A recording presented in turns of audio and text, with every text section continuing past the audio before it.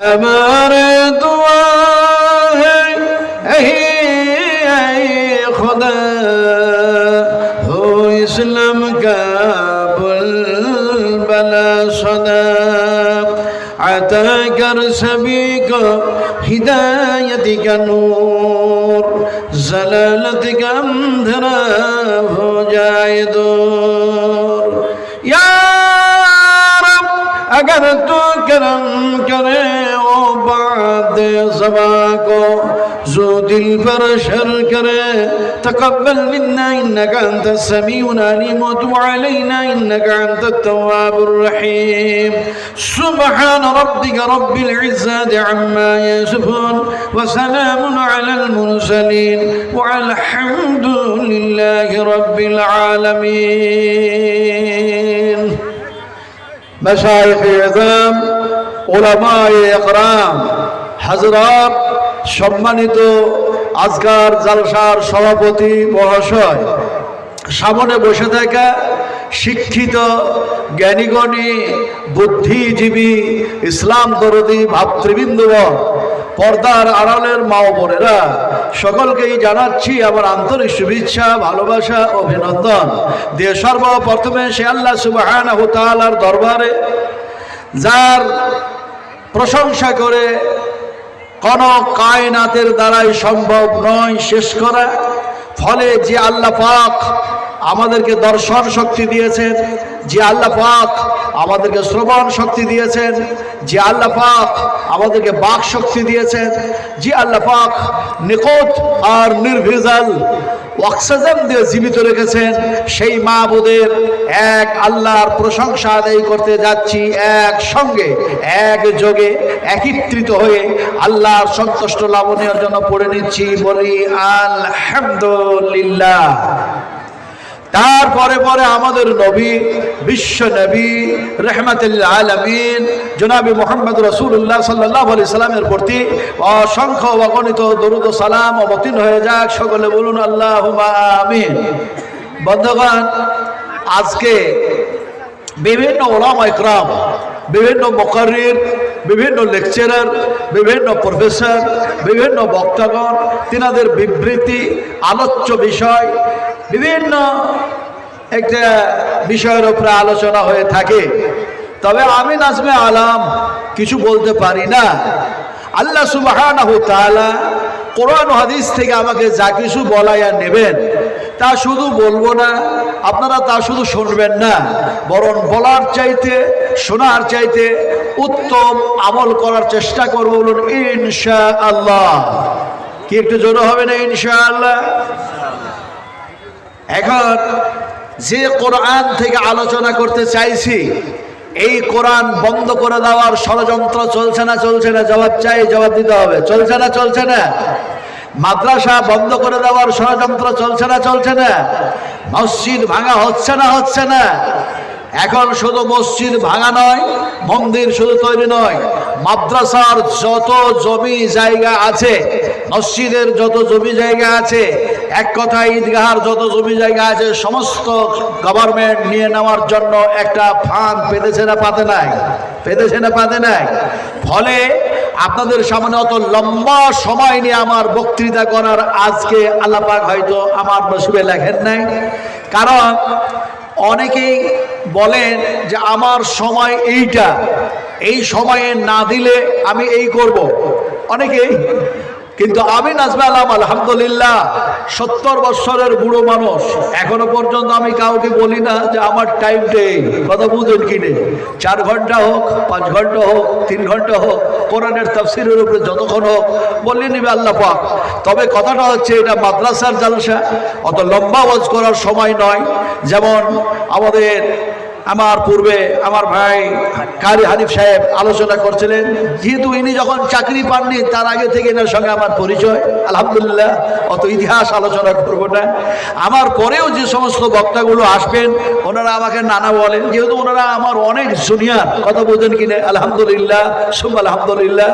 এখন বলতে চাইছিলাম যে কোরআন থেকে আলোচনা করব, যে হাদিস শরীফ থেকে আলোচনা করব, আল্লাহ রাসূলের কথাগুলি বলবো, বলবো, এগুলি আপনারা এর পূর্বে শুনেছেন নাকি শুনেন নাই? একটু জবাব চাই জোরে। শুনেছেন না শুনেন নাই? কোরআন শুনেছেন না শুনেন নাই? শুনেছেন। যেহেতু শুনলেন, শোনার পরেও আমাদের এক পরিবর্তন আসা দরকার ছিল না ছিল না? যে পরিমাণে যে হারে আমাদের পরিবর্তন আসার দরকার ছিল, কোরআন হাদিস শুনে সেইভাবে পরিবর্তন আসে নাই। না আসার কারণ অনেক কিছু আছে। কারণ এই যুগটা হচ্ছে যান্ত্রিক সভ্যতার যুগ, এই যুগটা হচ্ছে সায়েন্সের যুগ, এই যুগটা হচ্ছে বৈজ্ঞানিকের যুগ, এই যুগটা হচ্ছে কম্পিউটারের যুগ, এই যুগটা হচ্ছে মোবাইলের যুগ, এই যুগ হচ্ছে এমনি করে ঐতিহাসিকের যুগ। ফলে এ যুগের মানুষেরা শুধু শুধু কোরআন বুঝবে না বলে পরিবর্তন আসলো না। যার কারণে আমি একটা এক্সাম্পল আপনাদের সামনে দেব। এক্সাম্পলটা কি? এক্সাম্পলটা এরকম যে একটি ফ্যাট মানুষ, একটি মোটা মানুষ, তার উঠতে বসতে চলতে ফিরতে সদা সর্বদাই সর্ব কাজে কষ্টকর হয়, খুব অসুবিধা হয়। তো লোকটা একদিন চিন্তা ভাবনা করে বলল, আমি এক ডাক্তারের কাছে যাই। ডাক্তারের কাছে গেলেন, যাওয়ার পরে বললেন, স্যার আমি ফ্যাট হয়ে গেছি, আমি খুব মোটা হয়ে গেছি, আমার পরিবর্তন শরীরের কিভাবে হবে তার ঔষধও দেন আর সাজেশনটাও দেন। ডাক্তার তার কথা শুনে জিজ্ঞেস করলেন, তুমি এত মোটা হয়েছ, কি খাবার খাও? খাবার আমি কিন্তু এক্সাম্পল কোরআনের বাইরে দিচ্ছি না, কোরআনের ভিতরে কিন্তু শব্দগুলো এসছে। যদি একটি একটি করে আয়াতগুলি আমি পরিবেশন করি তার লম্বা হয়ে যাবে। যদি আপনাদেরকে এই এক্সাম্পল দিতে গিয়ে বলি, শব্দ ব্যবহার করেছি খাবার। এখন এই খাবারটা আমরা ডান হাতে খাই না বাম হাতে খাই? একটু জোরে কথা বলুন। জোরে কথা না বললে আমি বুড়ো মানুষ শুনতে পাচ্ছি না। আরো জোরে বলুন, ডান হাতে না বাম হাতে? আমরা ডান হাতে খাই তো? এটা সত্য কথা তো? ডান হাতে আমরা খাই না। আল্লাহ পাক বলছেন, তোমার ডান হাতটাকে যদি প্যারালাইসিসে পরিণত করে দিই তাহলে খাবেন কোন হাতে? বাম হাতে। বাম হাতটাকে প্যারালাইসিসে পরিণত করে দিলেন, এবার খাবেন কোন হাতে? তাহলে স্ত্রী খাওয়াবে, তাহলে মা খাওয়াবে, তাহলে ভাবি খাওয়াবে, গ্রামের মানুষ খাওয়াবে, রাষ্ট্রপতি খাওয়াবে, প্রাইম মিনিস্টার খাওয়াবে। সবকে পঙ্গ করে দিলাম, একেবারে দুর্বল করে দিলাম, সকলকে প্যারালাইসিসে পরিণত করে দিলাম। তাহলে এবার ডান হাতে খাবে না প্রাইম মিনিস্টার খাওয়াবে না স্ত্রী খাওয়াবে? তাহলে খাওয়াবে কে? এতক্ষণ বললেন না আল্লাহ, এতক্ষণ বলছেন আল্লাহ। এখন দেখা যাচ্ছে আল্লাহ পাক বলছেন, তোমরা খাও না, তোমরা পান করো না। হুয়া ইউতরিমুনি ওয়া ইয়াসকিন ওয়া ইযা মারিদতু ফাহুয়া ইয়াসফিন। আল্লাহ সুবহানাহু ওয়া তাআলা বলেন, আমি তোমাদের পানি পান করাইয়া দিই, খাবার খাইয়ে দিই, আমি আল্লাহ অসুখ দিই আর আমি আল্লাহ অসুখ ভালো করি। এবার বলতে হবে আমাদের কে খাবার খাওয়ায়? একটু জোরে বলুন, কে খাওয়ায়? জোরে জবাব না দিলে উল্টা কথা বলবো। উল্টা উল্টা বুঝেন তো? কি উল্টা? উল্টার বিপরীত কি বলুন? কি এক আশ্চর্য মানুষ। আমি গত কলকাতায় যেন বলছিলাম, রাজার নিউ টাউনে, আপনার জায়গাটা হচ্ছে সিনা পার্ক, একেবারে কলকাতার মিডিল একবার মধ্যে টাউনে বলছিলাম।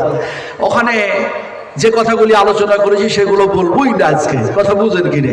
বলছিলাম যে উল্টার বিপরীত কি? আপনারা বললেন না। উল্টার বিপরীত তাহলে সোজা হয় নাকি?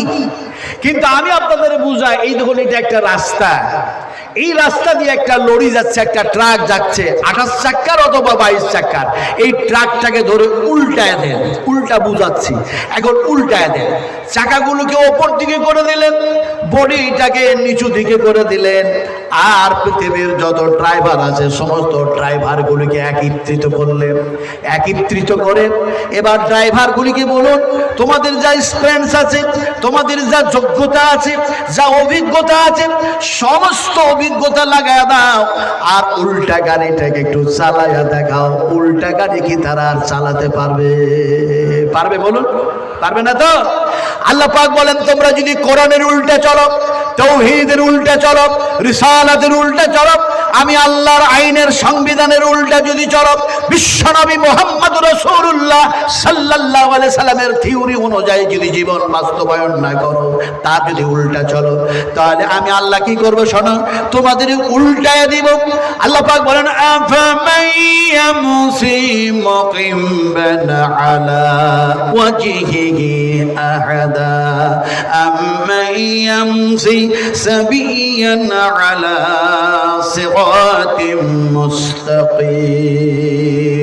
উম্মাহাতুল মুমিনিন মা আয়েশা সিদ্দিকা রাদিয়াল্লাহু তাআলা আনহা রাসূলকে বলছেন, ইয়া রাসূলুল্লাহ, যে মানুষগুলি দুনিয়ার জমিনে সোজা হয়ে চলল, তার মানে পায়ের উপরে ভর দিয়ে চলল, এই মানুষগুলি বেআমাল মানুষ, কোরআন মাহফিল জীবন চালায় নাই বলে এই মানুষগুলিকে কিয়ামতের মাঠে আল্লাহ এই চেহারার উপরে, মুখের উপরে ভর দিয়ে কি হাঁটায়া দিবেন, চালায়া দিবেন?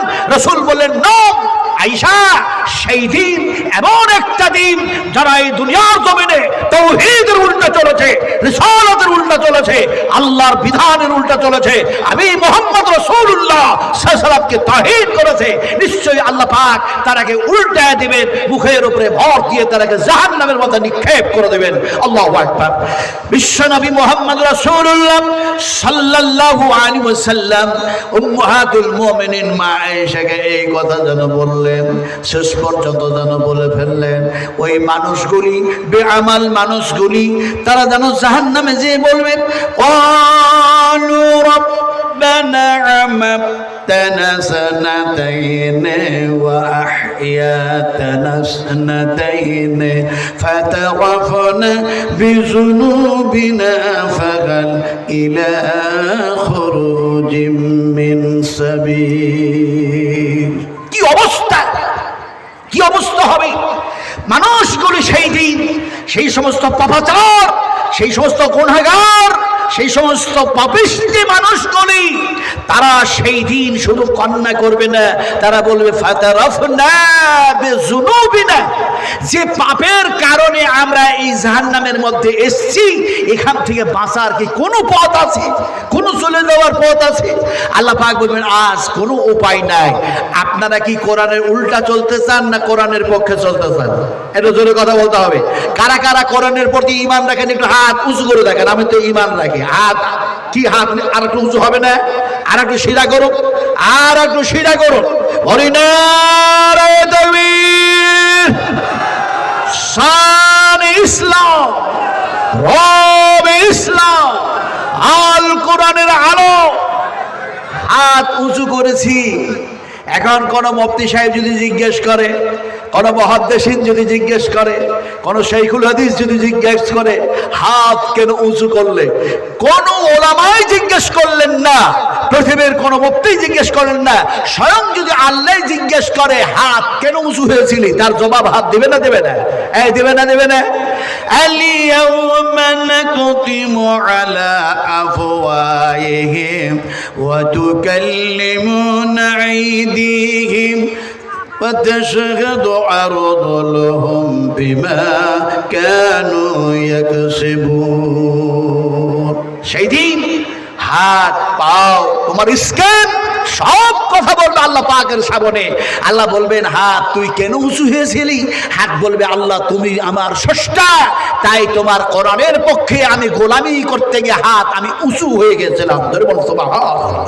আমার ভাইরা, কথা বলতেছিলাম যে কোরআন শোনার পরে, হাদিস শোনার পরে আমাদের পরিবর্তন কেন আসলো না? তো ডাক্তার বললেন, তুমি খাবার কি খাও যে এত মোটা হয়েছে? তো লোকটা বলল, সকালবেলা হলে আমি 8টা রুটি খাই। ডাক্তার মনে মনে ভাবলো, সর্বনাশ, সকালবেলা হলেই যদি 8টা রুটি খাই, তাহলে দুপুরবেলা হতে তো অনেক দেরি, তাহলে আরো বেশি খাবে। ডাক্তার জিজ্ঞেস করলেন, দুপুরবেলায় কটা খাও? বলছে 8টা খাই। বলে রাত হলে কটা খাও? বলে 8টা খাই। আপনারা সব জ্ঞানী মানুষ বসে আছেন, একটু হিসাব করে বলুন তো, ওই মোটা মানুষটা 3-8 রুটি খেলো কয়টা? হ্যাঁ, 24টা। হ্যাঁ, ঠিক বলেছেন, 24টা। এখন এই ডাক্তার বললেন, বাবা তোমার যদি শরীরের পরিবর্তন আনতে হয় তাহলে খাবারের অঙ্কটা কমায়া দাও, ঔষধটা দাও। ডাক্তার যখন এই কথা বললেন, সে সময় পেশেন্টটা বলল, আমি খাবো কতটা আর কমাবো কতটা ওটা আপনি বলে দেন। বলে 24টার মধ্যে 12টা রুটি খাও আর 12টা রুটি বাদ দাও। এখন শুধু 12টা রুটি খাই, তারপরেও পরিবর্তন নাই। দ্বিতীয় দফাতে আবার ডাক্তারের কাছে এসে বলে, স্যার আপনি একটু দয়া করে আমাকে ভালো করে ট্রিটমেন্ট করুন আর ওষুধটা দেন, একটু ভালো করে সাজেশন দেন। শেষ পর্যন্ত ডাক্তার বলে, খাচ্ছ কয়টা? বলে 12টা খাচ্ছি, কিন্তু শরীরের কোনো পরিবর্তন নাই। ডাক্তার বললো, ওই 12টা থেকে আরো 6টা রুটি কমিয়ে দাও। এখন শুধু 6টা রুটি খায়, তারপরে পরিবর্তন নাই। তৃতীয় দফাতে আবার ডাক্তারের কাছে অনয় বিনয় করে বলে, স্যার দয়া করুন, অনুগ্রহ করুন, কৃপা করুন, আমার খুব কষ্ট হয় এই মোটা শরীর নিয়ে, ফলে শরীরের পরিবর্তন আসার জন্য একটু ভালো ওষুধ, ভালো সাজেশন দেন। ডাক্তার বললেন, তুমি খাচ্ছ কটা রুটি খাচ্ছ? বলে, আপনার কথা মোতাবেক মাত্র 6টা রুটি খাচ্ছি, 6টার বেশি খাই না। ডাক্তার বললেন, সত্য কথা বলো, সত্য কথা। আমরা এটা মালদা জেলা তো নাকি? মালদা জেলার মানুষ বলুন, আমরা তো সত্য কথা বলি না, বলি না? সত্য কথা বলা ভালো না খারাপ? কথা জোরে বলে না। সত্য কথা বলা ভালো না খারাপ? আর মিথ্যা কথা বলা কি? আমাদের ভারতে একটা কি যেন উঠেছে, একজন কি যেন প্রধানমন্ত্রী, জন ভালো না, ওই প্রধানমন্ত্রী আমাদের ভারতের আছে না, ওর নামটা কি যেন? হ্যাঁ না, ওটা আমি বলবো না, ওটা বললেই তো মহা মুশকিল। কথা বুঝুন কি রে? চাওয়ালা, কেটলিওয়ালা, কেটলিওয়ালা বলছে, কত বড় কাজ্জা, কত বড় মিথ্যুক। সে বলছে, থালি বাজাও, তালি বাজাও, করোনা থেকে বেঁচে যাবে। আবার বলছে, ভ্যাকসিন দাও, করোনা থেকে বেঁচে যাবে। ইয়াকু কাদিবান ফাআলাইহি কাদিবহু ওয়া ইয়াকু সাদিকান ইউসিবুকুম বাদুল্লাযী ইয়াঈদুকুম ইন্নাল্লাহা লা ইয়াহদি মান হুয়া মুসরিফুন কাজ্জাব। আল্লাহ পাক যেন বলছেন, যারা সীমা লঙ্ঘনকারী হয় আর সীমা এমনি করে মিথ্যাবাদী হয়, আমি আল্লাহ তাআলাকে হেদায়েত করি না। আমার ভাইরা, শোনা টুরা, ডাক্তার বললেন, সত্য কথা বলো, সত্য কথা। কটা রুটি খাচ্ছ? তো ফ্যাট মানুষটা বলল, 6টার বেশি রুটি খাই না। ডাক্তার বলল, রুটির সংখ্যার ব্যাপারটা বলছি না, তোমাকে জিজ্ঞেস করতে চাইছি যে তুমি রুটির সংখ্যা কমিয়েছ না আটার সংখ্যা কমিয়েছ, কোনটা করেছ? তো ফ্যাট মানুষটা বলছে, স্যার খেতাম তো 24টা রুটি, কিন্তু রুটির সংখ্যা কমাতে কমাতে কমাতে কমাতে 6টা রুটি খাই ঠিক, কিন্তু এর পূর্বে যে 24টা রুটি খাচ্ছিলাম, ওই 24টা রুটিতে যত কেজি আটা লাগে সব আটা ওই 6টা রুটিতে দিয়ে খেয়েছি। ডাক্তার বললেন, বেওকুফ কোথাকার, তাহলে আমার সাজেশন কোথায় মেনেছিস? তুই তো সব আটা আর সব রুটি খেয়েছিস, তোর পরিবর্তন আসবে কি করে? আজকে যদি মুসলমানেরা, মুসলিমারা যদি এমনি করে কোরআন মাফিক আমরা জীবন চালাতাম, কামা হাক্কাহু, যদি বিশ্বনবী মুহাম্মদুর রাসূলুল্লাহ সাল্লাল্লাহু আলাইহি সাল্লামের হাদিস মাফিক জীবন চালাতাম, তাহলে আমাদের কৃষ্টি কালচার, আমাদের তেহজিব, আমাদের তামাদ্দুন, আমাদের আখলাক, আদর্শগুলি হয়ে যেত হযরত ওমরের মতো, হযরত আবু বকর সিদ্দিকের মতো, হযরত এমনি করে উসমান গনির মতো, হযরত আব্দুর রহমান বিন আউফের মতো। এক কথায় সাহাবা কিরামদের মতো চরিত্র আমাদের তৈরি হতো, ইমান তৈরি হয়ে যেত। বিশ্বনবী মুহাম্মদ সাল্লাল্লাহু আলাইহি সাল্লাম যখন আল্লাহর কথাগুলি তাদের সামনে বলেছেন, মানুষগুলি ছিল মূর্তি পূজারী, মানুষগুলি ছিল সূর্য পূজারী, মানুষগুলি ছিল যেন পর্বত পূজারী। এমন সময় সেই মানুষগুলি বিশ্বনবীর মুখ থেকে আল্লাহ পাকের বাণী শোনার পরে তাদের জীবনের শুধু পরিবর্তন আসে নাই, ইহকাল পরকাল মঙ্গল শুধু হয়ে যায় নাই, যেন দেখা যায় এমনি করে জান্নাতে থাকার জন্য আল্লাহ পাক শুভ সংবাদ দিয়ে দিয়েছেন। ফলে বিশ্ব মানবের জন্য সর্বশ্রেষ্ঠ একটি কিতাব, সেই কিতাবের নাম হচ্ছে কোরআন। এই কোরআনের মধ্যে আল্লাহ পাক সব কথা বলেছেন। কোরআনে সব পাওয়া যায় না মোবাইলে সব পাওয়া যায়? দেখি বলতে পারেন কিনা? এই কোরআনে সব পাওয়া যায় না মোবাইলে? কিন্তু এখন দেখা যায় বলছে যে মোবাইলে সব আছে, মোবাইলে সব পাওয়া যায়। ইহুদিরা চক্রান্ত করে মুসলমানদের ঈমানকে নষ্ট করার জন্য অত্যন্ত সুচতুরতার সঙ্গে তারা যেন এমনি করে যেন যন্ত্রগুলি হাতে তুলে দিয়েছে, আর তারা শিখিয়েছে যা অ্যান্সার চাইবা সব পাবে, মোবাইলে সব পাওয়া যায়। এই কথা যেন বলতেছে। এখন এই বলতে গিয়ে হলোটা কি? কোরআনে সব পাওয়া যায়, আল্লাহ পাক বলেছেন। এখন এই প্রতি যাতে মুসলমানদের ঈমান না থাকে, এর জন্য 70,000 ইহুদি তারা দাজ্জালে পরিণত হবে, আর মুসলমানদের ঈমান নষ্ট করার জন্য হাজারো লাখো অগণিত এরকম যন্ত্র তাদের হাতে তুলে দেবে, যাতে করে কোরআনের প্রতি ঈমান না থাকে।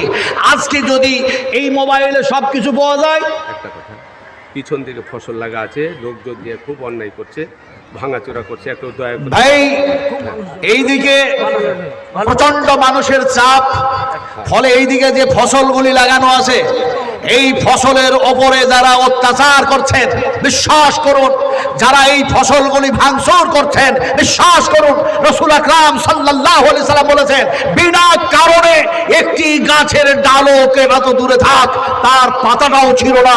কারণ সাব্বাহা লিল্লাহি মা ফিস সামাওয়াতি ওয়াল আরদ, আকাশ ও জমিনের মধ্যে যা কিছু আছে তারা আল্লাহর তাসবিহ পড়ে। ফলে যারা পিছনের এই ফসলের উপর অত্যাচার করছেন, ভালো করে শোনেন, আল্লাহর আযাব খুব দূরে নেই। যারা নবীর কথাকে তাহিন করবেন, আজকে এই ফসলের উপরে যদি অত্যাচার হয়, যে ফসল তসবিহ পড়ছে, আল্লাহ পাকের যেন পবিত্রতা বয়ান করছে, আর আপনারা সেই ফসল ভাঙচুর করবেন, এটা মোটেও যেন ঠিক হবে না। কারণ যদি এটা করেন, বিশ্ব নবীর কথাকে অমান্য করা হবে। রাসূলুল্লাহ বলেছেন, একটি গাছের ডাল কেন পাতাও ছিল না বিনা প্রয়োজনে, ফলে তারা তাসবিহ পড়ে আল্লাহ পাকের। আর যদি এ কথাকে ইনকার করতে চান, আল্লাহর আযাব অত্যন্ত নিকটবর্তী।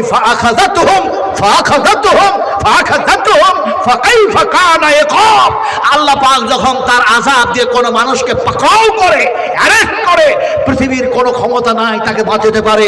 ফলে যারা ফসলের উপর অত্যাচার করছেন, তওবা করে সেখান থেকে ফানিয়ে আসুন। আর এখানে প্যান্ডেল যা হয়েছে, মানুষ তা পরিপূর্ণ হয়ে প্যান্ডেলের বাইরে আপনারা সাইডেও দাঁড়িয়ে আছেন, এবং মা বোনদেরকে বলছি, জায়গা পাচ্ছেন না বলে আপনারা সামনে এগিয়ে আসুন। আমি নাজমে আলম আপনাদের সামনে লম্বা ওয়াজ করব না, যেহেতু আমার পরে পরে রাহুল ব্রাদার আসুক, আর চাহে কালিমউদ্দিন আসবে।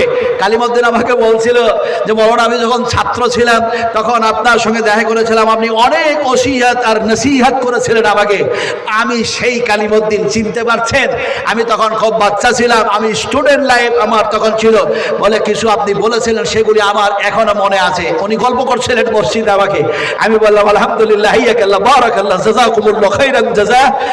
তুমি যে এই কথাগুলি বলছো, তো আলহামদুলিল্লাহ উস্তাদ হিসাবে আজও পর্যন্ত এই কথাগুলি শোনার পরে আমি খুশি হলাম। কথাটা বলতেছিলাম যে বেশি লম্বা ওয়াজ করতে পারবো না, যেহেতু রাহুল ব্রাদার আসবে, তার সময় যা আছে তাই দেওয়া হবে। কিন্তু আমি মজমুন।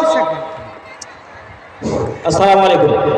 আমাদের স্বেচ্ছাসেবক যারা রয়েছে, আমাদের ভলেন্টিয়ার যারা রয়েছে, তাদেরকে উদ্দেশ্য করে বলছি যে আজকের আমাদের মাহফিলের বাইরে যারা আছে, খুব বিশৃঙ্খলা সৃষ্টি করছে, যারা বিশৃঙ্খলা সৃষ্টি করছো, তাদেরকে অনুরোধ করে বলছি, তোমরা সতর্ক হয়ে যাও, নাহলে আমাদের বিলাইমারির লোক কিন্তু খুব কড়া।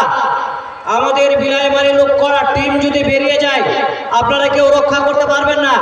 অতএব বলছি, বাইরের দিকে কেউ হামলা করবেন না। মেয়া বোনেরাকে বলছি, আপনারা এই দোকান পাশারের দিকে আসছেন, এটা আমাদের কোনোদিনকার জন্য রেকর্ড নাই যে মা বোনেরা দোকানে আসবে, এটা রেকর্ড নাই।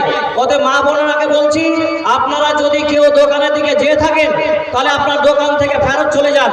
এবং ভলেন্টিয়ারদের বলছি, ভলেন্টিয়ার ভাইয়েরা, আবার অনুরোধ করে বলছি, তোমরা আজকের রাতটার জন্য দায়িত্বটা খুব গুরুত্বপূর্ণ, দায়িত্বটা পালন করো এবং চতুর্দিকে একটু নজর রাখিও। আসসালামু আলাইকুম। আলহামদুলিল্লাহ, হাইয়াকাল্লাহ, বারাকাল্লাহ। আল্লাহ পাক তুমি সকলের প্রতি দয়া করো, রহম করো, অনুগ্রহ করো, কৃপা করো, যাতে ডিসিপ্লিন যাতে বজায় রাখতে পারে, শৃঙ্খলা যাতে বিশৃঙ্খলা না হয়। ফলে ভলেন্টিয়ার অত মাথা গরম করে নয়, আপনারা যত পারেন তারাকে একটু অনুগ্রহ করে, কৃপা করে, একটু ভালো করে তাদের ডিসিপ্লিনটা ঠিক করে দেওয়ান। আর যে সমস্ত এখন প্রচারটা হলো, এই প্রচারটা মাথাতে ঢোকায়া আমরা নিজ নিজ ডিসিপ্লিনকে মেনে এবং বুঝে চলার চেষ্টা করি। আল্লাহ সেই তৌফিক দান করুন, আল্লাহুম্মা আমিন। আলোচনা করছিলাম কি আপনাদের সামনে? আলোচনা করতেছিলাম যে বিশ্ব মানবের কল্যাণের জন্য সর্বশ্রেষ্ঠ কিতাব, এই কিতাবের মধ্যে সব আছে। কিন্তু দেখা যায় এই মোবাইল 70,000 যে ইহুদিরা তৈরি করলো, এই ইমান নষ্ট, এই কথা আমি বলতেছিলাম। এখন কোরআনে সব যে আছে, এটা আমি বললে তো হবে না। কে বললেন?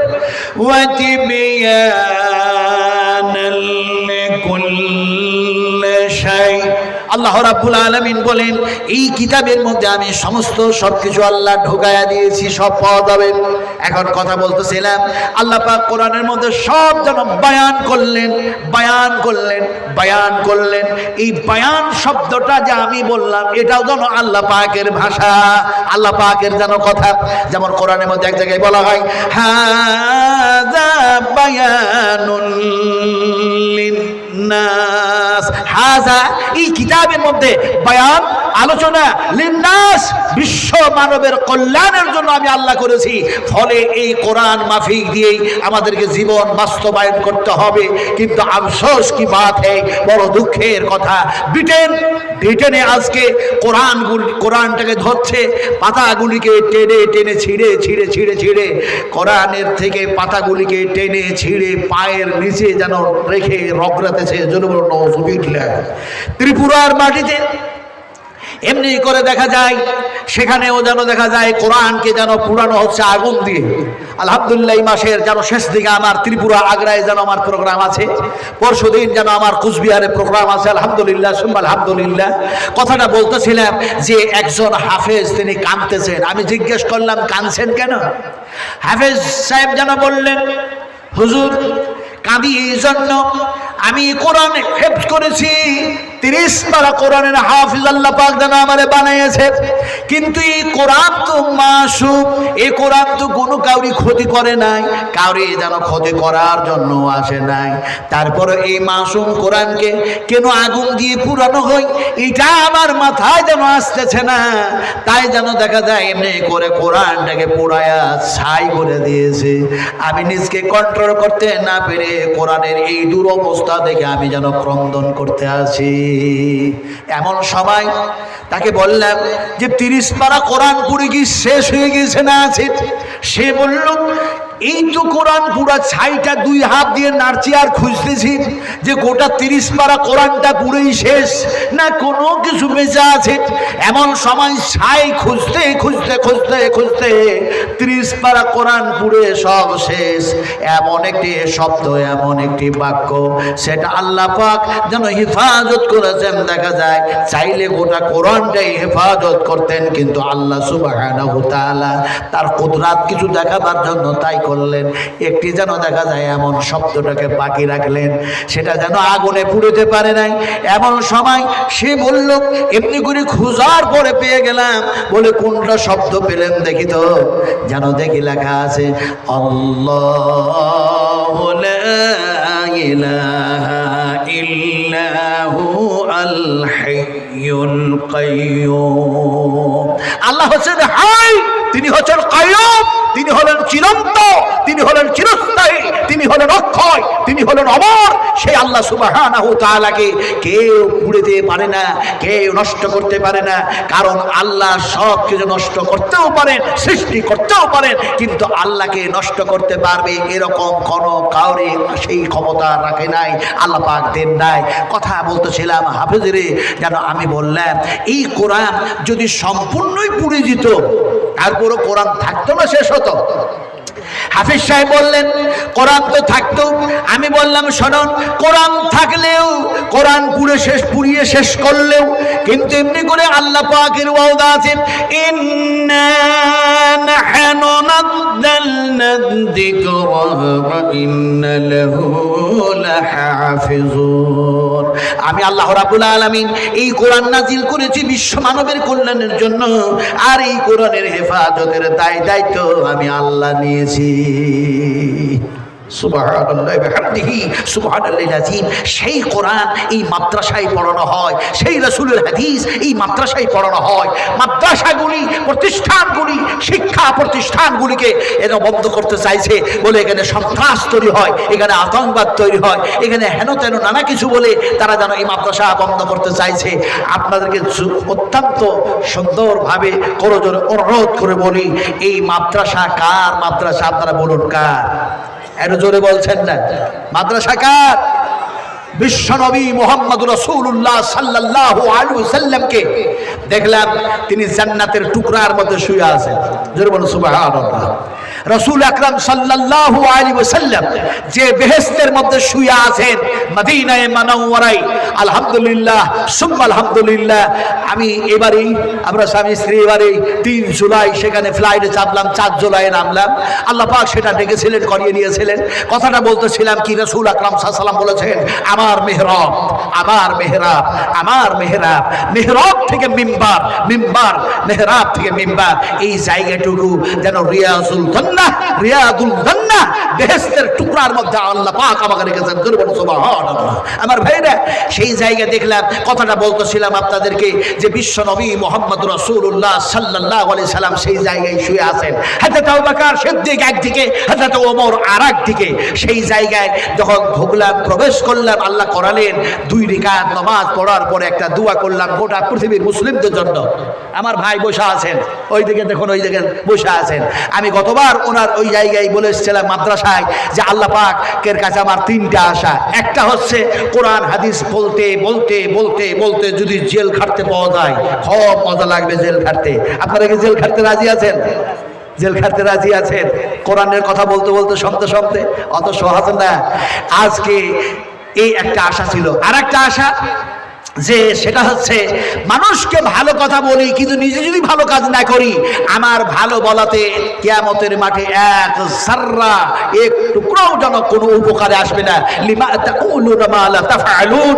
ফলে আশা ছিল, আল্লাহ পাক সেটা পূর্ণ করেছেন।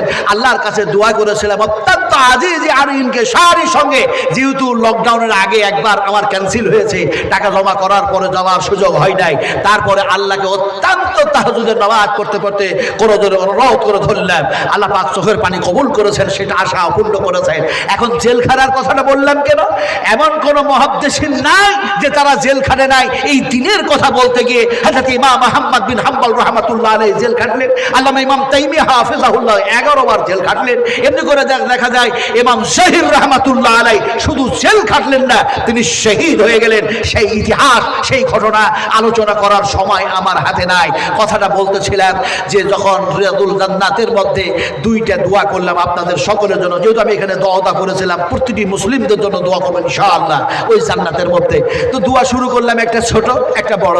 যখন ছোট দোয়াটা করতেছি তখন কিন্তু পুলিশ আমার পাশে, যখন লম্বা দোয়াটা করতেছি তখন আমাকে বলছেন কলিল কলিল, তারিক তারিক তারিক। এখন দেখা যায় তাদের আরবি ভাষা আমরা তো সবাই আর বুঝি না। দেখা যায় ছোট্ট দোয়াটা যেটা করেছিলাম, যেহেতু সেখানে শুয়ে আছেন হযরত ওমর, আবু বকর শুয়ে আছেন, গোটা পৃথিবীর জমিনের নিচে অনেক মুসলিম আর মুসলিমারা, তাই দোয়া করেছিলাম আল্লাহুম্মা গফির লানা ওয়া লিল মুমিনিনা ওয়াল মুমিনাত ওয়াল মুসলিমিনা ওয়াল মুসলিমাতিল আহইয়া ওয়াল আমওয়াত।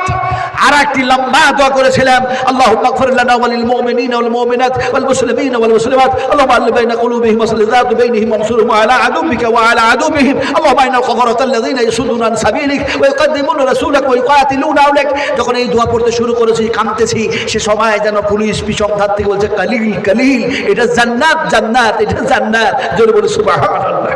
আমার ভাইরা, আমার সোনার টুরা, আসলে আমি বলতে চাইছিলাম, বুঝাতে চাইছিলাম আপনাদেরকে, নবী শুয়ে আছেন মদিনায়ে মুনাওয়ারায়, আর রাসূল আকরাম সাল্লাল্লাহু আলাইহি সাল্লামের এই প্রতিষ্ঠান, রাসূল আকরাম সাল্লাল্লাহু আলাইহি সাল্লামের এই কারখানা, এই ফ্যাক্টরি থেকে তৈরি হয় কোরআনের হাফেজ হাফেজা তৈরি হয়, আলেম আলেমা তৈরি হয়। ফলে আমরা মাদ্রাসা ভাঙতে চাই না করতে চাই? একটু জোরে কথা বলবেন না? মাদ্রাসা ভাঙতে চাই না করতে চাই? আজ 20 শতাব্দীর যুগে টাইম হয়ে আসছে, আমার টাইম হয়ে আসছে 10টা 10 শেষ, 10টা 10 শেষ হবে, এখনো 20 মিনিট সময় আছে তো। কালেকশন আছে। আল্লাহ আল্লাহ। فمن يعمل مثقال ذرة خيرا يره ومن يعمل مثقال ذرة شرا يره। আয়াতগুলি, শব্দগুলি এত বড় বড় সারি নজুল এসছে, এত বড় বড় ঘটনা, আর এত হাদিস বয়ান হয়েছে, যদি একটার পর একটা বয়ান করা যায়, আল্লাহর কসম খেয়ে বলি, রাত শেষ হবে, দিন শেষ হবে, সপ্তাহ শেষ হবে, মাস শেষ হবে, বছর শেষ হবে, মানুষের আয়ু হায়াত শেষ হয়ে কিয়ামত হয়ে যাবে, তারপরও আল্লাহর আলোচনা শেষ হবে না। সুবহানাল্লাহ। ফলে সংক্ষিপ্ত আলোচনা করতে গিয়ে লম্বা হয়ে যাচ্ছে। কথাটা বলতেছিলাম যে আজকে দেখা যায় এই মাদ্রাসার পক্ষে আমরা মাদ্রাসা করতে চাই, মাদ্রাসা ভাঙতে চাই না। বিশ্বাস করো এই মাদ্রাসা থেকে কি তৈরি হয় জানেন? শুনুন একটা কথা বলি, এখানে যতগুলো মানুষই আছেন একটা সহিহ হাদিস শুনলেন, আমার পরে আসবেন যারা তারা বলবে এত নম্বর এত নম্বর এত পৃষ্ঠা এত পৃষ্ঠা। আমি আপনাদেরকে বলছি মুসলিম শরীফের হাদিস, বিশ্বাস করুন আল্লাহর কসম খেয়ে বলি, আল্লাহ এত নির্ভেজাল হাদিস। বিশ্বাস করুন হাদিসের রাবী হচ্ছেন বারা ইবনে আযাব রাদিয়াল্লাহু তাআলা আনহু। তিনি বলছেন রাসূল আকরাম সাল্লাল্লাহু আলাইহি সাল্লামের কাছে বসে আছি, রাসূল আমাকে বললেন বারা ইবনে আযাব তোমাকে এমন একটি আমি দোয়া শিখাইয়া দিব না, যে দোয়াটি তুমি ঘুমাবার পূর্বে পড়ে নিবে, আর পড়ে নিয়ে যদি শুয়ে যাও, আর ঘুমন্ত ঘরে আল্লাহ পাক যদি তোমারে মওত দিয়ে দেয়, আমি রাসূলুল্লাহ বলছি, আমি বিশ্বনবী বলছি যে তোমার সেই মওতটা হবে ইসলামের ফিতরাতে, ইসলামের ভিত্তিতে। সাহাবীটি বললেন ইয়া রাসূলুল্লাহ এত সুন্দর উপহার ছেড়ে দেব না, নবীজি আপনি দয়া করে সেই উপহার আমারে দেন, শিখায়া দেন। আল্লাহর হাবিব শিখাতে লাগলেন, বলতে শুরু করলেন, সাহাবী যেন শুনতে লাগলো। এমন সময় আল্লাহর নবী কোন সময় যখন কোনো কথা বলতেন, সাহাবারাকে জিজ্ঞেস করতেন আমি যা বললাম বুঝতে পেরেছো না পারো নাই? তাদের বুঝতে যদি অসুবিধা হতো, আবার রাসূল যেন বলতেন এবার বুঝে এসছে কি, আবার দ্বিতীয়বার যেন অ্যাপ্লাই করে রিপিট করে পুনরায় বুঝাতেন, আর বলতেন এবার বুঝে এসছে। সাহাবীরা বলতেন ইয়া রাসূলুল্লাহ শুধু বুঝলাম না বুঝলাম না, বুঝাও নিলাম আর যেন মেনাও নিলাম। মানার সেফাত তৈরি করতে হবে আমাদেরকে, বুঝার সেফাত তৈরি করতে হবে আমাদেরকে, সঠিক বুঝতে হবে, সঠিক সেফাত তৈরি করতে হবে। রাসূলুল্লাহ সাল্লাল্লাহু আলাইহি ওয়াসাল্লাম কি দোয়া শিখাচ্ছেন জিজ্ঞেস শুনুন। আল্লাহর হাবিব বললেন আল্লাহুম্মা নাফসি ইলাইকা ওয়াজহাতু ওয়াজহি ইলাইকা ওয়া ফাওয়াযতু আমরি ইলাইকা ওয়া আলজাতু জাহরি ইলাইকা রাগবাতান ওয়া রাহবাতান ইলাইকা লা মাগলা ওয়া লা মানজা মিনকা ইল্লা ইলাইকা আল্লাহুম্মা আমানতু বিকিতাবিকাল্লাযী আনজালতা ওয়া বিনাবিয়িকাল্লাযী আরসালতা। আপনাদের জানা আছে তো নাকি? জানা আছে? তাহলে কালকে সবাই মাদ্রাসায় ভর্তি হয়ে যান। কুল হাল ইয়াস্তাবিল্লাযীনা ইয়ালামুনা ওয়াল্লাযীনা লা ইয়ালামুন। আল্লাহ পাক বলছেন শিক্ষিত মানুষ আর অশিক্ষিত কখনো সমান হয় না। আমার ভাইরা সোনা টুরারা বড় আফসোস হচ্ছে, বড় দুঃখ হচ্ছে, বড় আফসোস হচ্ছে, বড় দুঃখ হচ্ছে। আজ দেখা যায় এমনি করে দেখা যায় 11 কোটি 10 কোটি 8 কোটি টাকা দিয়ে মন্দির নির্মাণ হলো, কিন্তু ওই মন্দিরটাতে অযোধ্যায় যে রামের মূর্তিটা রাখা হয়েছে, একজন মুসলমান কমার্শিয়াল কুকুর সে টাকার প্রলোভনে পড়ে সেই মূর্তি বানায়া বিক্রি করেছে। তার বাড়ি হচ্ছে উত্তর 24 পরগনায়, তার গ্রামে না হলো আমি একাধিকভাবে 50 বারেরও বেশি বক্তব্য রেখেছি আলহামদুলিল্লাহ। সেখানকার যুবকেরা আমাকে বললেন কি করতে হবে আপনি বলুন।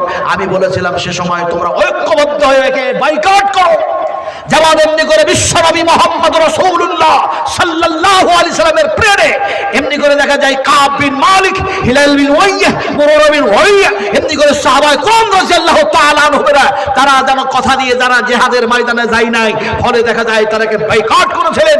কাম কালাম তাদের সাথে কথাবার্তা আদান প্রদান লেনা দেনা সমস্ত সবকিছু যেন বন্ধ করে দিয়েছিলেন। আজকে দেখা যায় মুসলমান হয়ে টাকার প্রলোভনে পড়ে যে এমনি করে অযোধ্যায় সেই মন্দির সেই মূর্তি বিক্রি করেছে। একে এর থেকে তোমরা একটু বঞ্চিত থাকো, একে বঞ্চিত করে দাও। কথাটা বলতেছিলাম অনেক লম্বা কথা, আমি ওইদিকে যাব না। তাই মাদ্রাসার প্রাক্তন সেক্রেটারি ছেলে মাসুদ 11,000 টাকা তাই যেন দেখা যায় তাই তাই আজ সেই মন্দির যেন তৈরি হলো 8 কোটি 10 কোটি টাকা দিয়ে। কিন্তু ডক্টর জাকির নায়েক পাকিস্তান থেকে তার জবাব দিলেন, আমি দাওয়াতের কাজ করি নন মুসলিমদের কাছে, আমি মসজিদ মন্দির ভেঙে মসজিদ বানাই না।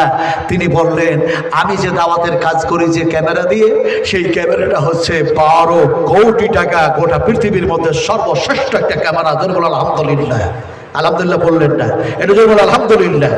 শুধু তাই না, তিনার বক্তৃতার পর আলহামদুলিল্লাহ 1 নয় 2 নয় 5 নয় 10 নয় এমনি করে দেখা যায় যেন 36,000 যারা নন মুসলিম ইসলাম কবুল করলেন। ধরুন আলহামদুলিল্লাহ।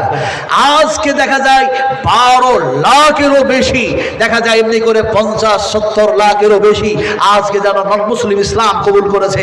আজকে তিনারও মাদ্রাসা চলছে, আমরাও সেই মাদ্রাসা চালাতে চাই, কিন্তু এই মাদ্রাসা চালাতে গেলে আমরা রক্ত দেব না, কিন্তু রক্ত খাবো না, আমরা টাকা দিয়ে বিশ্ব নবীর ফ্যাক্টরি বাঁচাতে চাই। আমাদের সেক্রেটারি সাহেবের ছেলে কি নাম?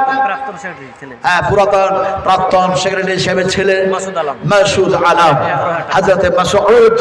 আমি কি সেই সাহাবা کرامদের কথা বলবো? দোয়াটা তো বললাম, কিন্তু মাসউদ দেখা যায় সেক্রেটারি সাহেবের ছেলে, তিনি বলছেন 11,000 টাকা দিচ্ছি। আমি তো অসুস্থ আছেন সেক্রেটারি সাহেব, আমি তো আপনাদের কাছে দোয়া করতে চাইছি, আমি মুসাফির মানুষ, দোয়া করতে চাইছি। আরে আল্লাহ, সেই দোয়াটা দিব যে দোয়াটা বিশ্ব নবী মোহাম্মদ রাসূলুল্লাহ সাল্লাল্লাহু আলাইহি ওয়াসাল্লাম দিয়েছিলেন। যখন নবীর কাছে কোনো ছাগল আসতো, দুম্বা আসতো, খেজুর আসতো, দুধ আসতো, হাদিয়া দান, আর রাসূলুল্লাহ যে দোয়াটা দিতেন সে দোয়াটা বুখারী শরীফের মধ্যে কোট করে দিয়েছেন ইমাম বুখারী রাহমাতুল্লাহ আলাইহি। রাসূল শুয়ে আছেন, রাসূলের উম্মত হচ্ছে আমি, সেই দোয়াটা আপনাদের দিব। তবে মাসউদ ভাই যদি বলতেন, আমি কয় মাসুদ আছেন এখানে? নাই এখানে। ভাই মাসুদ সাহেব 11,000 টাকা দিয়ে চলে গেছেন, 11,000 টাকা দিয়ে চলে গেছেন। আব্বা অসুস্থ আছে বলে আল্লাহর কাছে দোয়া করি, এই আল্লাহ আপনি তাকে সুস্থতা দান করুন, তাকে আরাম করুন, তাকে রোগ মুক্ত করুন। আয় আল্লাহ, এটা হুকুম নয়, এটা যেন তোমার দয়ায়, তোমার কৃপায় তুমি অনুগ্রহ করে তোমার বান্দাকে অবশ্যই এই সাদকার দিকে লক্ষ্য করে আল্লাহ তুমি রোগ মুক্ত করে দাও, আল্লাহ তাকে শেফা দান করো, হায়াতে তাইয়্যিবা দান করে দাও। একটু জোরে বলুন আল্লাহুম্মা আমিন, আরো জোরে আল্লাহুম্মা আমিন। দোয়া দিব কি? ফিরোজ আলম 500 টাকা।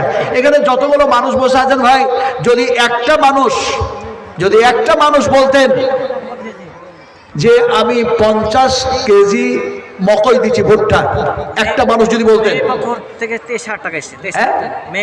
মেয়ে পক্ষ থেকে 23,000 টাকা এসছে। মাসিদুর রহমান বাড়ি হরিশ্চন্দ্রপুর 2,000 টাকা দিয়েছেন। আলহামদুলিল্লাহ। ভাই একজন মানুষ যদি বলতেন যে 50 কেজি দিচ্ছি আপনার মকই ভুট্টা, আমি তার জন্য দোয়াটা প্রাণ ভরে দিতাম, রাসূলুল্লাহর ওই দোয়াটা। পারবেন একটা মানুষ হাত তুলে? আপনি? আলহামদুলিল্লাহ, আলহামদুলিল্লাহ। আব্বার মায়ের জন্য শায়েখ দিচ্ছেন 1 কুইন্টাল। জি কত? জাফর আলী রতুয়া থেকে 5,000 টাকা দিচ্ছেন। হাইয়াকাল্লাহ, বারাকাল্লাহ। আল্লাহুম্মা মাগফির খাতায়। মেয়েদের পক্ষ থেকে 23,000 টাকা, 39,000 টাকা মেয়েদের পক্ষ থেকে। আল্লাহুম্মা মাগফির লাহু ওয়া ফিহি ওয়াফু আনহু ওয়া আকরিম নুজুলাহু ওয়া সামাদ খালাহু ওয়াগসিলহু বিল মাই ওয়াস সালজি ওয়াল বারদ। শাহিন 500 টাকা। আল্লাহুম্মা মাগফির খাতায় কাবীরানা, আল্লাহুম্মা মাগফির খাতায় সগীরানা, আল্লাহুম্মা মাগফির খাতায় জাহিরিনা, আল্লাহুম্মা মাগফির খাতায় বাতিনা, আল্লাহুম্মা ফাকিহনা ফিদ-দ্বীন, আল্লাহুম্মা ইহদিনাস সিরাতাল মুস্তাকিম। হাজিগুল 5,000 টাকা দিচ্ছেন। আল্লাহ তুমি তার দানকে কবুল করে নেন, আল্লাহ তুমি কবুল করে নাও। আয় আল্লাহ, জাহান্নাম, আরে আল্লাহ পুলসিরাত খালি পার করো সবাই, তোমার দয়া তুমি পার করায় নিও। যে জান্নাতের মধ্যে তার জন্য জায়গা বানিয়ে রেখেছো, এ আল্লাহ সেই জান্নাতে যাওয়ার সময় উদখুলুহা বিসালামিন বিসালামিন আমিন। আল্লাহ পাক বলবেন এর মধ্যে প্রবেশ করো, এখানে আছে শান্তি আর আছে নিরাপত্তা। এই আল্লাহ সেই জান্নাতে তুমি তাকে প্রবেশ করো। আকালু 1 কুইন্টাল জানারা, 1 কুইন্টাল ভুট্টা, আলহামদুলিল্লাহ 1 কুইন্টাল। এবং মোফাজ্জল রহিমানি থেকে যেন 3,000 টাকা দিচ্ছেন। হাইয়াকাল্লাহ, বারাকাল্লাহ, জাযাকুমুল্লাহ খাইরান জাযা। হ্যাঁ ভাই, ঠিক আছে, আলহামদুলিল্লাহ। আর আমার ভাই দিয়েছেন 1 কুইন্টাল, আলহামদুলিল্লাহ। 2 জন মানুষ 2 কুইন্টাল দিলেন, তারপরে 39,000, তারপরে 11,000, তারপরে 5,000, তারপরে 23,000, এমনি করে আপনারা দিয়েই দিলেন।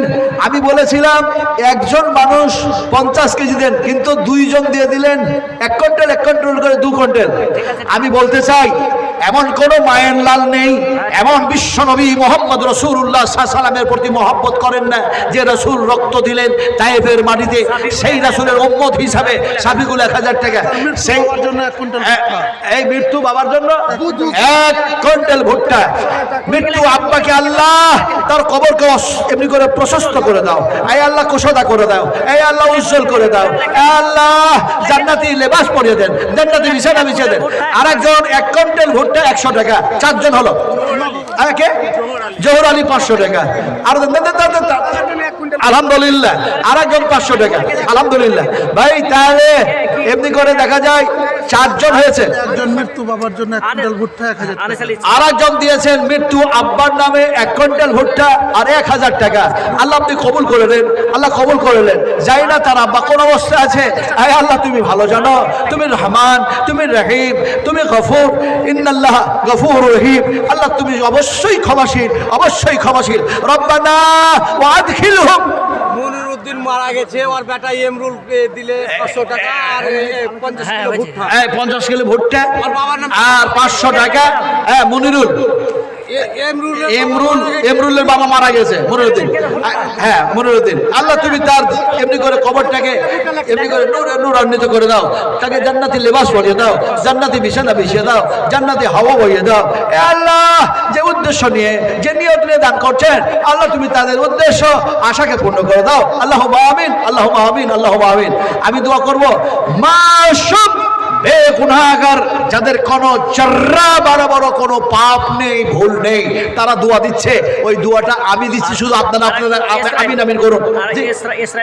ইসরাইল সাহেব যেন দিচ্ছেন 50 কেজি ভুট্টা, ওই দোয়াটা আমি দিচ্ছি, আপনারা শুধু আমিন আমিন করুন। ও রব্বানা ওয়া আদখিলহুম জান্নাতি আদনিল্লাতি ওয়া'আদতাহুম ওয়া মান সালাহা মিন আবাইহিম। 500 টাকা দিল আর 50 কিলো গম। মোহাম্মদ সামির 500 টাকা আর 50 কিলো গম। দেখছেন দোয়াটাও করতে দেবেন, একটু আমিন বলুন না, জোরে বলুন আল্লাহুম্মা আমিন।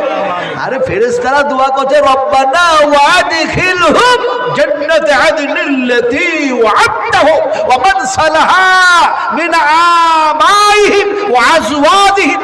হায় হায় কি দোয়া, কি দোয়া, কি দোয়া!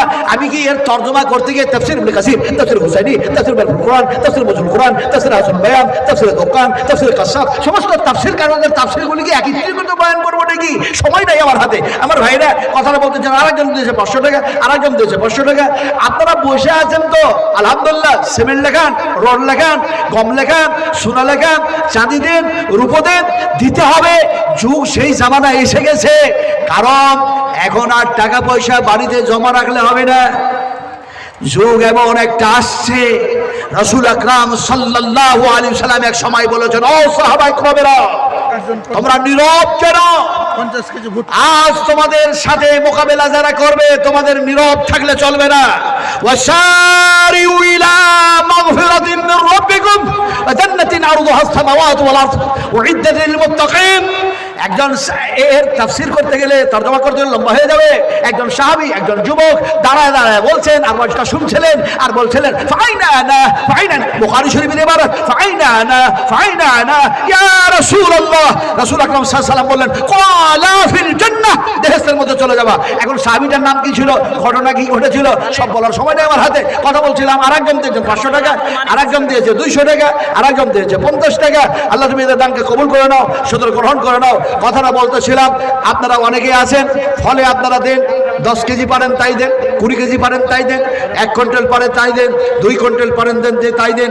এক কথায় যার যেরকম সাধ্য আল্লাহ পাক দিয়েছেন, সাধ্য মোতাবেক দান করুন। কারণ সাহাবীরা জিজ্ঞেস করলেন, ইয়াসআলুনাকা মাযা ইউনফিকুন। জি, আনিস আলী মারা গেছে। আনিস আলী মারা গেছে, ওনার ছেলে 1000 টাকা, 1000 টাকা আর 1 কুইন্টাল ভুট্টা। আর 1 কুইন্টাল যেন ভুট্টা দিয়েছেন মাবুদ, তার দানকে কবুল করে নাও। আর একজন যেন দিলে এমনি করে 100 টাকা, আল্লাহ তার দান কবুল করে নাও। মোবাইলটা ধরুন। মৃত্যু বাবা আর মা অসুখ আছে, তার জন্য 50 কিলো ভুট্টা। 50 কিলো ভুট্টা যেন আব্বা মা অসুস্থ আছে বলে আয় আল্লাহ তোমাকে খুশি করার জন্য, তোমার নৈকট্য লাভের জন্য, তোমার সন্তুষ্ট লাভের জন্য 200 টাকা নগদ 1 কুইন্টাল ভুট্টা। আতাউর রহমান জানো ভাই যেন দিলেন 200 টাকা আর 1 কুইন্টাল ভুট্টা দিলেন। আল্লাহ তার দান তুমি কবুল নানা করে নাও। নানির জন্য 500 টাকা নগদ, কে? 1 টাকা বাকি। কে? নানা নানির জন্য নানা নানির জন্য দেখা যায় এমনি করে 1000 টাকা, 500 টাকা নগদ দিলেন আর 500 টাকা বাকি রেখে দিলেন। বাবা আব্বা জানো অসুস্থ আছে, আল্লাহ তুমি তাকে সুস্থতা দান করো। এই 50 কিলো কম, ইনার 50 কিলো কম লেখেন। আব্বা জানো অসুস্থ আছে, আল্লাহ তার জন্য দান করছো তোমার নবীর মাদ্রাসায়। আয় রাব্বাল আলামিন ইয়া আরহামার রাহিমিন, আল্লাহ তুমি সদরে দানগুলো কবুল করে নাও। ওয়ারাযাকাকুম মিনাত তাইয়্যিবাতি লাআল্লাকুম তাশকুরুন। واذكروا إذ أنتم قليل مستضعفون في الأرض تخافون أن يتكتفكم الناس فآواكم وأيدكم بنصره। ইদ্রিস আলীর ছেলে ভোগা ইদ্রিস বাপ মার জন্য ইদ্রিস আলীর ছেলে ভোগা ভোগা মুন্সি। মুন্সি কত দিয়েছে? 4000 টাকা। আরেকজন 50 টাকা, আরেকজন 100 টাকা। আল্লাহ কবুল করে নাও। হাইয়াকাল্লাহ বারাকাল্লাহ জাযাকুমুল্লাহু খাইরান জাযা আহসানাল জাযা। আরেকজন দিয়েছে 200 টাকা। আল্লাহ কবুল করে নাও।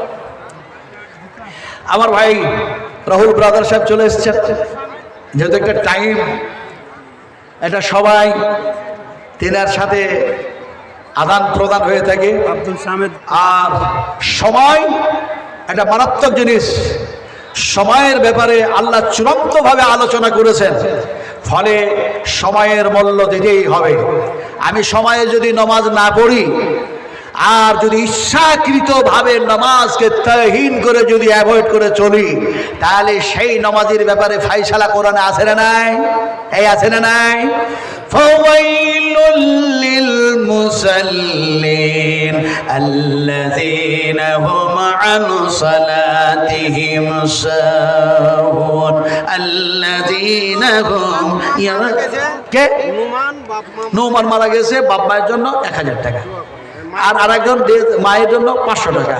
অবশ্যই এজাবুল 1 কুইন্টাল ভুট্টা, আরেকজন যেন 100 টাকা। আল্লাহ তুমি কবুল করে নাও। দেখো আমি কিন্তু এরকম ভাবে তো কালেকশন করি না, আর এরকম সময় আমাকে আনাও হয় না। কত বুঝেন কিনে আপনারা সময় টাইম যেগুলো বেঁধেছেন খুব যেন চিন্তা ভাবনা করেই করেছেন, কিন্তু যেহেতু আমার হাতে সময় নাই, সেহেতু আপনাদের সামনে আমি যে বিষয়ের উপরে আলোচনা করতেছিলাম যে কোরআন এবং সহিহ হাদিস আমি বলবো, আর আমি যদি আমলকারী না হই তাহলে কিয়ামতের মাঠে আল্লাহ পাকের দরবারে মুখাজা হতে হবে। হবে না? হবে না? হবে না? হবে না? যেহেতু হবে, সেহেতু রাসূলুল্লাহ বললেন শোনো কম, উত্তম আমল করো বেশি। একটা লাস্ট হাদিস বলে শেষ করব। আল্লাহ নবী মুহাম্মদ সাল্লাল্লাহু আলাইহি সাল্লামের কাছে একজন আসলেন আর বললেন, হে রাসূল, আল্লাহর নৈকট্য লাভ করার জন্য আমাকে এমন কিছু আমল বলে দিন, আর সেটা যাতে কম হয়। রাসূল আকরাম সাল্লাল্লাহু আলাইহি সাল্লাম বললেন, এই আল্লাহর বান্দা, এই আল্লাহর বান্দা, এই আল্লাহর বান্দা, এক আল্লাহর সঙ্গে শিরক করো না। শিরক করো না। জি হ্যাঁ, শেষ করতেই যাচ্ছি। এক আল্লাহর সঙ্গে শিরক করো না।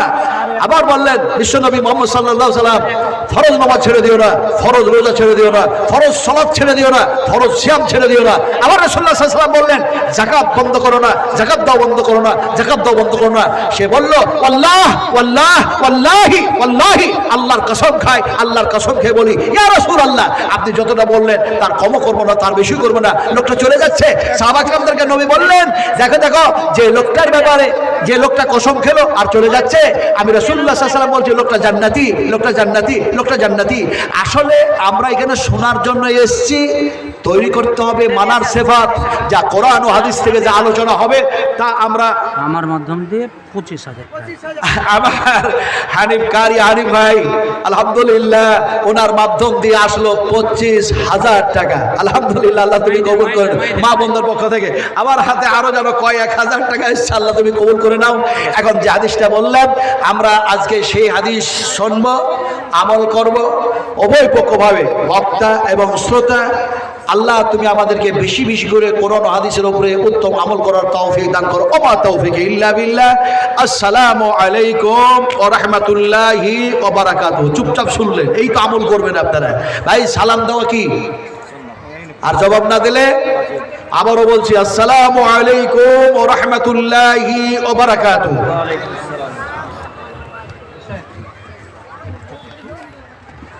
আসসালামু আলাইকুম। নিয়মিত ইসলামিক ভিডিও পেতে সাবস্ক্রাইব করুন আমাদের ইসলামকে জানার চ্যানেলটি, আর ভিডিওগুলো ফেসবুক বা যে কোনো জায়গায় শেয়ার করে ছড়িয়ে দেন ইসলামের সশত বাণী।